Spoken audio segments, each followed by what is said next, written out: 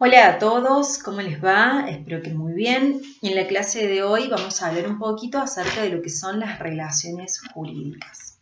Y para que ustedes puedan comprender qué son las relaciones jurídicas, ustedes tienen que saber que el hombre tiene una relación constante y continua con otras personas y con el medio en el cual vive. Muchas veces estas relaciones que se dan desde la cotidianeidad se introducen o se involucran en el campo del derecho. Cuando estas relaciones trascienden a lo que es meramente social, se llaman relaciones jurídicas.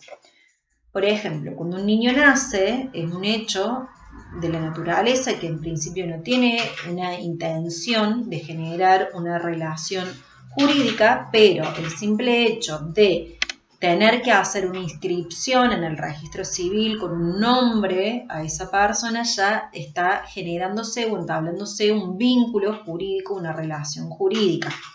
Cuando nace un bebé en una familia, automáticamente se generan situaciones de relaciones jurídicas entre los papás con ese niño que tienen el deber de alimentación, por ejemplo.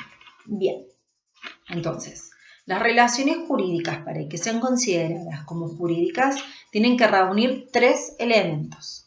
El primer elemento es que tienen que tener sujetos.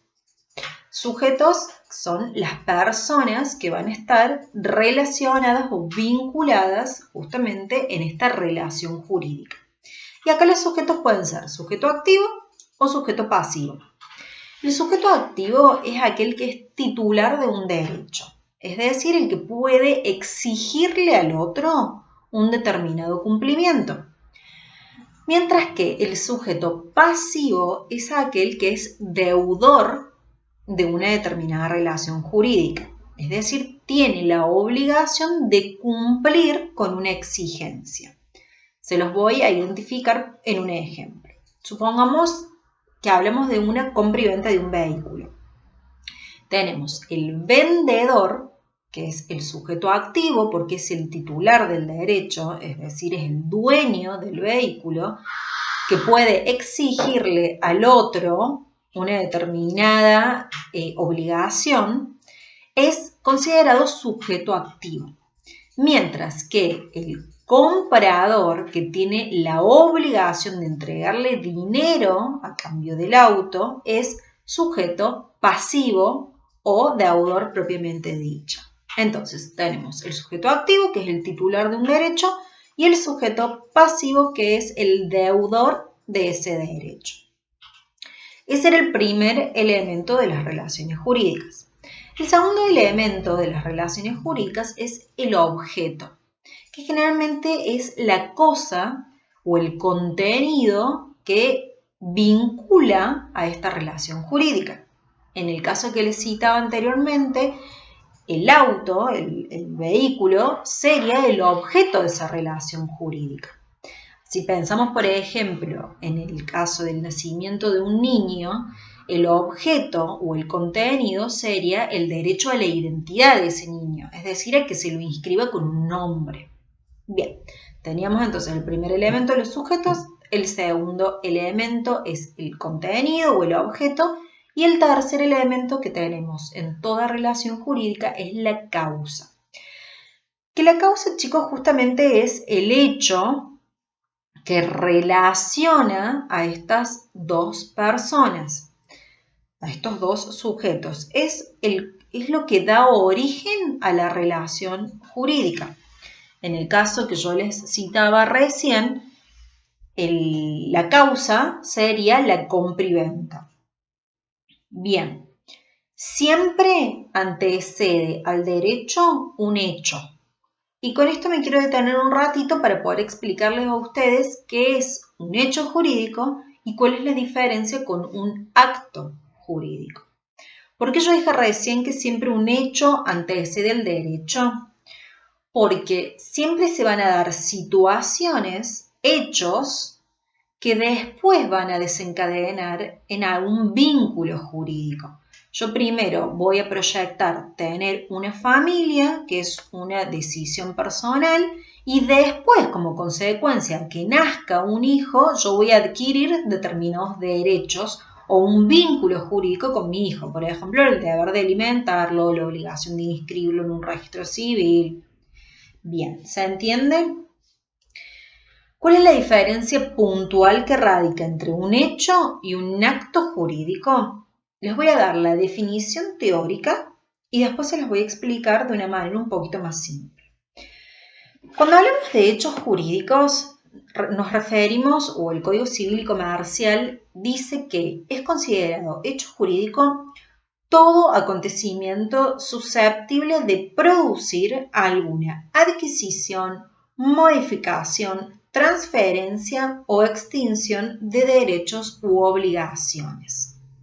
Mientras que cuando hablamos de acto jurídico, el Código Civil y Comercial dice que son actos jurídicos todos los actos voluntarios lícitos.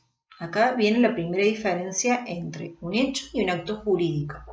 Acto voluntario, o sea que una persona la realiza discrecionalmente, con intención y con libertad, y que es lícito, o sea que es un acto legal, que tiene, por supuesto, por fin también crear, modificar, producir, extinguir o transformar alguna relación jurídica.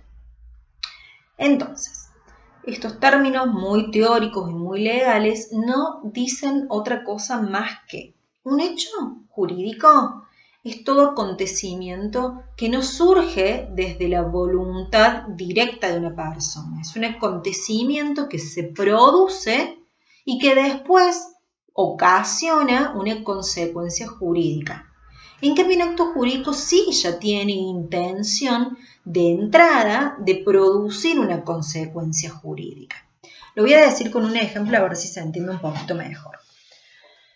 Pensemos en un campo que está cultivado con soja, por ejemplo, y que el dueño de ese campo ya ha vendido de antemano esa soja a una empresa cualquiera. Viene un acontecimiento de la naturaleza, un hecho natural como por ejemplo una inundación que hace que se pierda absolutamente toda la cosecha. Como consecuencia de ese hecho de la naturaleza, que fue una inundación que produjo la pérdida absoluta de todo el cultivo, el dueño del campo va a tener que responder, seguramente económicamente, al comprador de ese producto. Entonces, un hecho de la naturaleza que no fue previsto, que no fue intencionado, ocasiona una consecuencia jurídica, que el dueño del campo tiene que indemnizar al comprador de la soja. Eso es, chicos, un hecho jurídico. La diferencia con el acto jurídico es que el acto ya es voluntario y de entrada tiene intención de producir una consecuencia jurídica. Cuando yo decido comprar un auto, yo ya de antemano estoy sabiendo que voy a entablar un vínculo de comprador y vendedor con la otra persona y que me voy a tener que someter a ciertas disposiciones legales. ¿Se entiende la diferencia? Hecho jurídico es un hecho que no surge con intención de producir una consecuencia jurídica, pero que la termina produciendo, mientras que el acto jurídico ya de entrada tiene intención de producir una consecuencia jurídica. Para que un acto jurídico sea considerado acto jurídico, sí o sí tienen que darse tres situaciones. Primero que nada, siempre hablamos de que los actos jurídicos son actos voluntarios y lícitos. ¿Y qué significa que un acto es voluntario? Que reúnen estas tres condiciones. Primero, que hay discernimiento.